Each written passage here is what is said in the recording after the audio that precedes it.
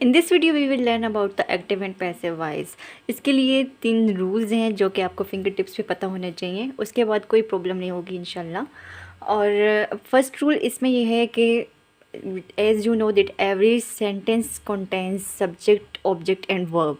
सो जो active voice में subject and object होगा, पैसिव वाइज में उस तरह से नहीं होगा, वो उसका चेंज हो जाएगा। सब्जेक्ट जो होगा, subject will take the place of object and object will take the place of subject, that is interchange हो जाएंगे subject and object. Active voice में जो सब्जेक्ट होगा वो पैसिव वाइज में ऑब्जेक्ट होगा, और एक्टिव वाइज में जो ऑब्जेक्ट होगा वो पैसिव वाइज में सब्जेक्ट होगा। क्लियर हो गया? ये फर्स्ट रूल है। सेकेंड रूल ये है कि चाहे वो कोई से भी टेंस हो, ये तीनों रूल्स कोई से भी टेंस हो उसमें अप्लाई होंगे। Third form of the verb use होगी हर टेंस में। आपको इसमें सोचने की बात ही नहीं है कि हमने थर्ड फॉर्म यूज़ करनी है या नहीं करनी है, कौन सा टेंस है। थर्ड फॉर्म पैसिव वाइज में मस्ट यूज़ होगी, सेकंड रूल है, ठीक है। और थर्ड रूल क्या है? थर्ड रूल ये है कि use of by, word by add होगा बिफोर द ऑब्जेक्ट, ऑब्जेक्ट से पहले वर्ड बाय एड होगा। सो ये 3 रूल्स हैं, ये आपने फिंगर टिप्स पे याद करने। इसके बाद helping verbs are used according to the tense, और negative sentences not is used after the helping verb, and in interrogative sentences helping verb is used in the beginning of the sentence। वो simple ही होता है, जैसे आप normal tenses में helping verb के बाद negative में नॉट लगाते हैं और इंट्रोगेटिव में हेल्पिंग वर्ब स्टार्ट में आ जाता है। बट अब इन 3 रूल्स समझने के बाद, that is interchange of subject and object and third form of the verb use of by, in 3 rules के बाद आपने जो चीज़ याद रखनी है इसमें वो सिर्फ है हेल्पिंग वर्ब के कौन सा टेंस होगा। तो उसमें अगर एक्टिव वाइज कौन जिस टेंस में है तो उसको पैसिव वाइज में चेंज करते वक्त हम कौन सा हेल्पिंग वर्ब यूज़ करेंगे, उसके अलावा इसमें कोई रॉकेट साइंस नहीं है। अच्छा, ये जो 3 रूल्स बताए हैं उनके अकॉर्डिंग मैंने एक एग्जाम्पल लिखी है, which is I write a letter, ठीक है। अब हम ये एक्टिव वाइज है, आई राइट अ लेटर, इसको पैसिव वाइज में चेंज करते वक्त हमने क्या करना है? अब इसमें सब्जेक्ट क्या है? आई, और ऑब्जेक्ट क्या है? लेटर, ठीक है। और वर्ब की फॉर्म कौन सी यूज़ हो रही है? फर्स्ट फॉर्म यूज़ हो रही है। चाहे कोई भी फॉर्म यूज़ होगी, हमने तो पैसिव वाइज में क्या करना है?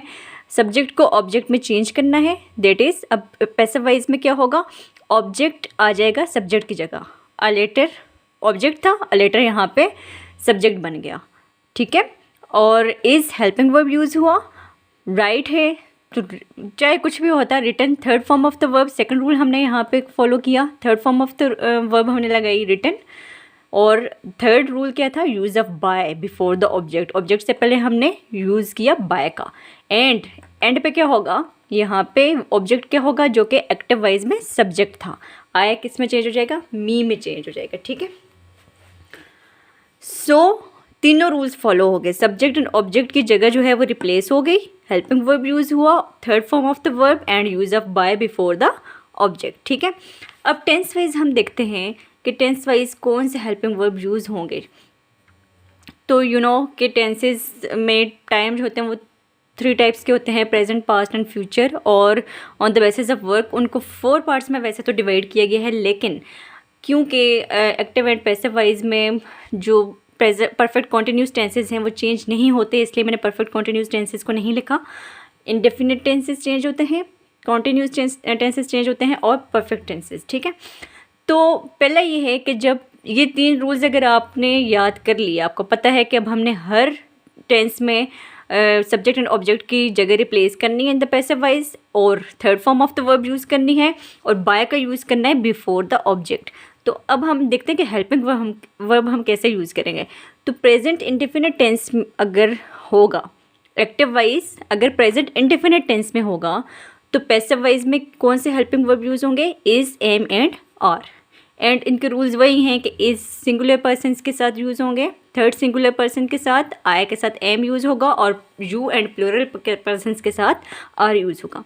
एग्जाम्पल है I write a letter, it is the active voice and it's in present indefinite tense. तो ये पैसिव वाइज में क्या हो जाएगा?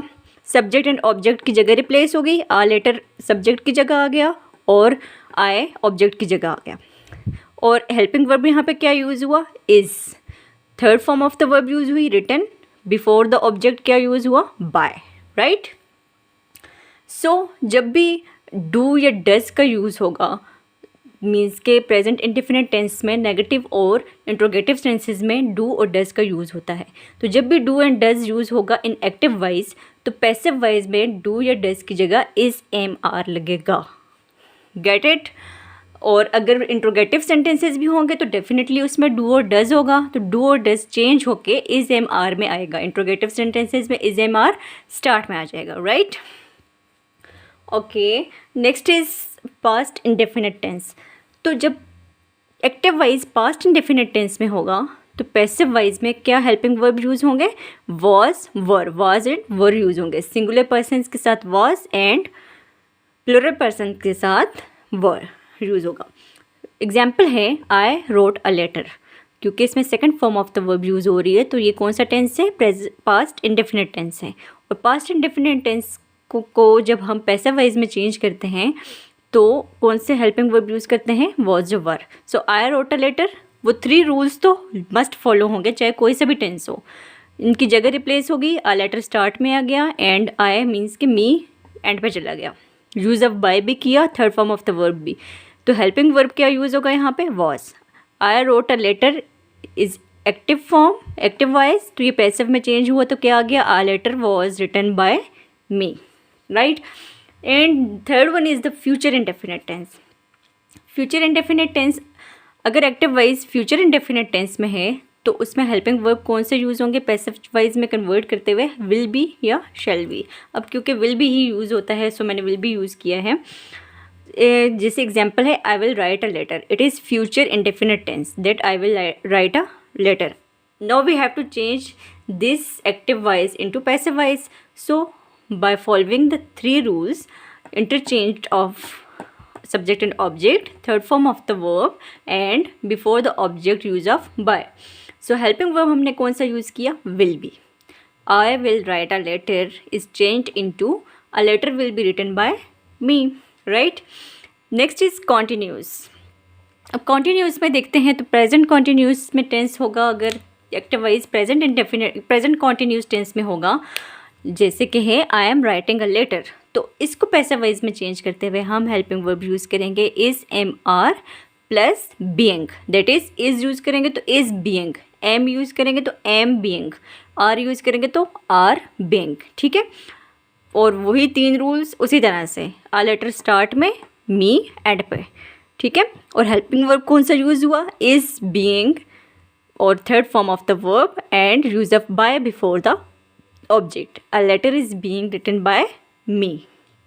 और अगर होता इसमें ये आया था I am writing a letter, अगर होता he is writing a letter, तो वो भी किस में चेंज हो जाता, he a letter is being written by him, ठीक है।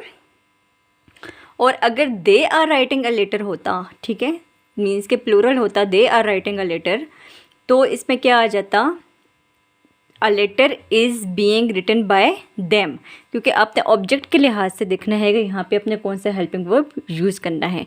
अगर ऑब्जेक्ट सिंगुलर है तो इज़ यूज़ होगा, अगर ऑब्जेक्ट प्लूरल है तो फिर आर यूज़ होगा, और अगर ऑब्जेक्ट में फर्स्ट पर्सन सिंगुलर आ रहा है तो फिर यहाँ पे एम यूज़ होगा, राइट। इसलिए मैंने ये तीनों की आपको एग्जांपल बताई ताकि आप कंफ्यूज ना हो ना कि अगर प्लूरल होगा तो यहाँ पे इज़ कैसा लगेगा। तो आपने यहाँ पे is am are according to the object लगाना है, जो कि स्टार्ट में आके एक्टिव वाइज पैसिव वाइज में सब्जेक्ट बन गया है। So next is the past continuous tense. Past continuous tense में अगर active voice past continuous tense में है तो इसमें हेल्पिंग वर्ब यूज़ होंगे वॉज बीइंग या were being. Was being singular persons के लिए यूज़ होंगे और वर बीइंग प्लूरल पर्सन्स के लिए यूज़ होंगे। So I was writing a letter by following the 3 rules, interchange of subject and object, third form of the verb is used and before the object use of by. So helping verb क्या use हुआ इसमें, was being, because a letter is a singular, so was being इसमें use हुआ। I was writing a letter was being written by me। और एक और important बात यहाँ पे है कि फ्यूचर कॉन्टीन्यूस चेंज नहीं होगा इनटू पैसिव वाइज, वो सेम रहेगा, राइट। नेक्स्ट है प्रेजेंट परफेक्ट टेंस। तो प्रेजेंट परफेक्ट टेंस जब active voice present perfect tense में होगा तो हेल्पिंग वर्ब यूज़ होगा हैज़ बीन या हैव बीन। सिंगुलर पर्सन्स के लिए हैव बीन, सिंगुलर पर्सन्स के लिए हैज़ बीन और प्लूरल पर्सन के लिए हैव बीन यूज़ होगा। एग्जाम्पल है I have written a letter. Again a letter and I will be interchanged and third form of the verb will be used and before the object we will use by. So helping verb क्या use होगा? Because a letter is a singular, sorry यहाँ पे मैंने गलत लिखा हुआ है, it is a singular, so a letter has been होगा। A letter has been written by me, ठीक है। Next is past perfect tense. Past पर अगर active voice past perfect tense में होगा तो हेल्पिंग वर्ब यूज़ होगा had been. I and a letter that is subject and object will be interchange. यहाँ पे जो ऑब्जेक्ट था पैसिव वाइज में वो सब्जेक्ट है और एक्टिव वाइज में जो सब्जेक्ट था वो पैसिव वाइज में ऑब्जेक्ट है, ठीक है। और हेल्पिंग वर्ब क्या यूज़ हुआ? Had been. A letter had been written by me. Last but not the least future perfect. Future perfect में अगर एक्टिव वाइज हमारे पास फ्यूचर परफेक्ट में होगा तो पैसिव वाइज में चेंज करते वक्त हम हेल्पिंग वर्ब यूज़ करेंगे विल हैव बीन या शैल हैव बीन, ठीक है। शैल हैव बीन तो चलें, विल हैव बीन मैंने यूज़ किया हुआ इसमें। I will have written a letter, it is the, ये परफेक्ट फ्यूचर परफेक्ट फॉर्म है, I will have written a letter. तो जब हम इसको पैसिव वाइज में चेंज करेंगे तो आई दैट इज़ जो एक्टिव वाइज में सब्जेक्ट है वो पैसिव वाइज में ऑब्जेक्ट हो जाएगा और जो एक्टिव वाइज में ऑब्जेक्ट है वो पैसिव वाइज में सब्जेक्ट हो जाएगा। हेल्पिंग वर्ब इसमें यूज़ होगा will have been. A letter will have been written by me. So it was all about the active and passive voice. और वीडियो भी बहुत ज़्यादा लंबी हो रही है, मैं आपको नेक्स्ट वीडियो में बताती हूँ कि अगर हम इम्पेरेटिव सेंटेंसेस आते हैं तो उनको हम किस तरह से एक्टिव एंड पैसिव वॉइस में यूज़ करेंगे, ठीक है। Thank you.